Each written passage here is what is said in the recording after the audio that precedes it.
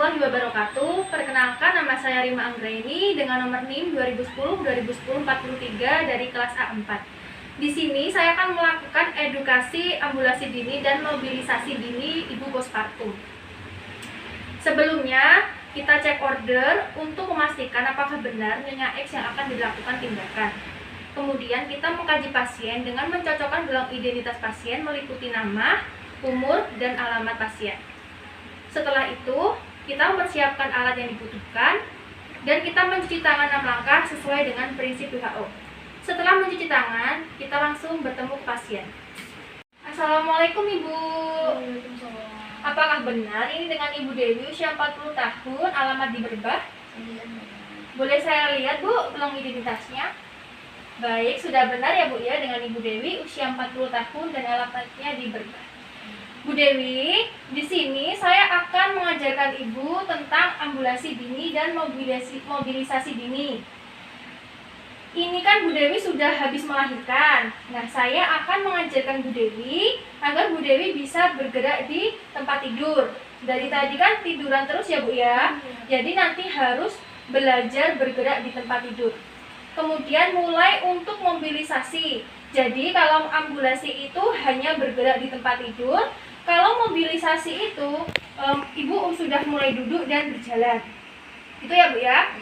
Nanti saya akan ajarkan gerakan-gerakannya mulai dari latihan nafas perut ketika Ibu sambil tiduran seperti ini.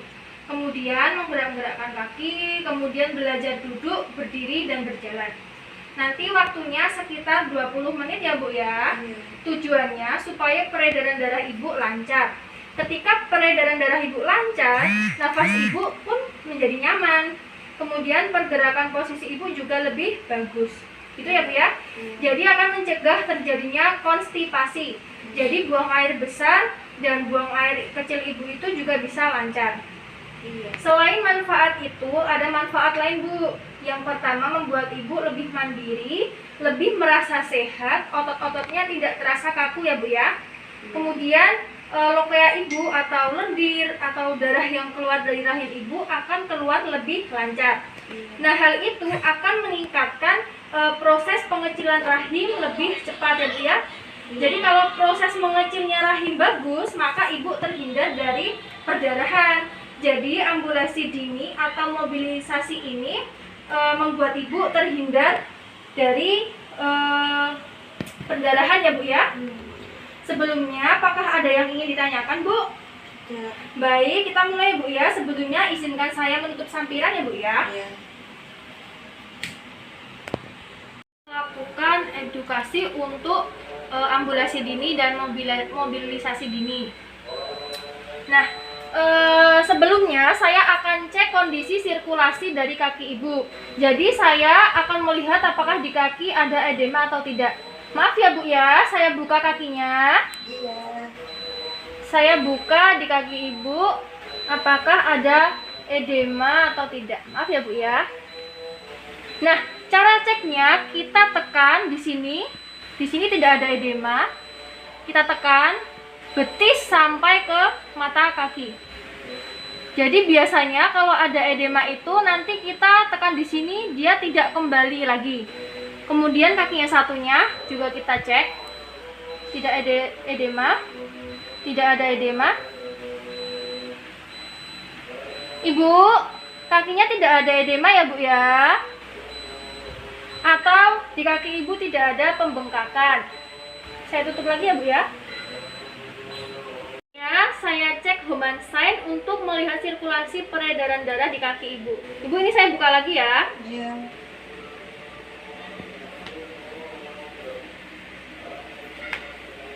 Ini saya angkat seperti ini, kemudian saya tekan.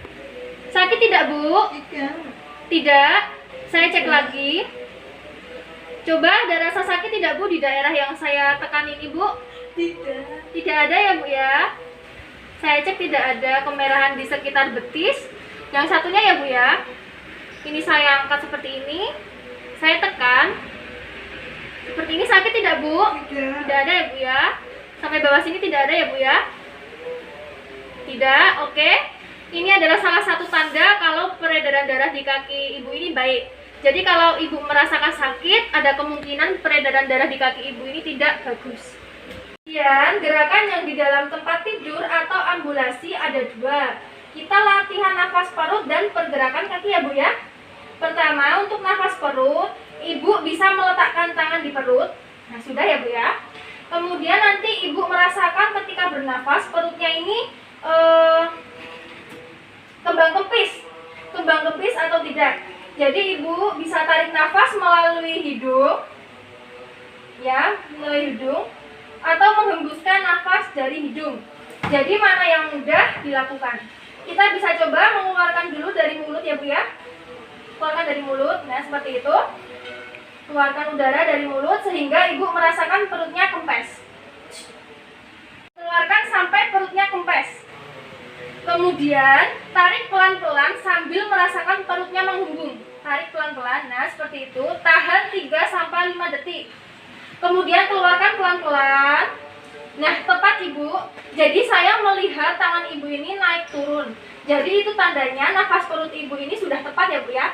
Jadi itu nanti bisa dilakukan 5-10 ya kali ya Bu ya.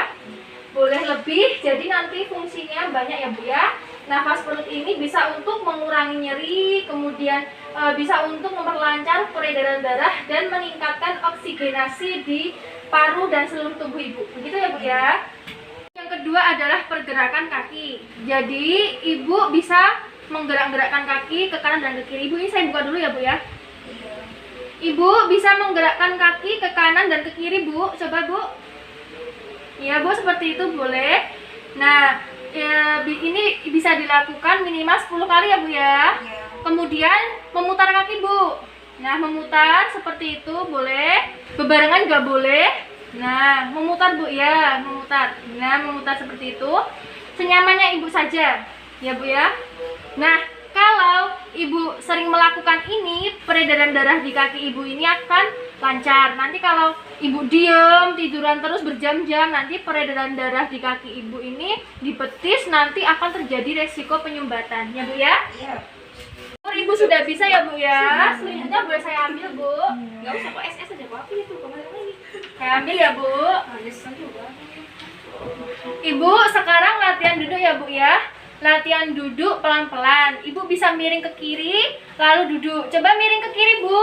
Nah iya, kakinya boleh menjuntai di bawah ya Bu ya. Kemudian ibu pelan-pelan duduk. Nah, pelan-pelan ya Bu ya. Kakinya boleh di bawah. Bu, jika ibu ingin berdiri, nanti misalnya ibu mau ke kamar mandi atau mau berjalan ke arah bayi, jangan dari tiduran, duduk langsung berdiri ya Bu ya. Jadi ibu berhenti sebentar. Setelah duduk berhenti sebentar, kemudian kakinya bisa digerak-gerakkan, diayun-ayunkan. Ini nanti diayun-ayunkan Bu. Nah, ini nanti membuat tubuh ibu adaptasi. Jadi karena ibu habis melahirkan, itu tekanan darahnya bisa terjadi perubahan secara drastis. Jadi jika ibu tiba-tiba berdiri bisa pusing dan bisa pingsan. Jadi ibu harus pelan-pelan duduk dulu, diayun-ayunkan kakinya. Kemudian ibu bisa latihan berdiri di samping tempat tidur. Coba berdiri di tempat tidur.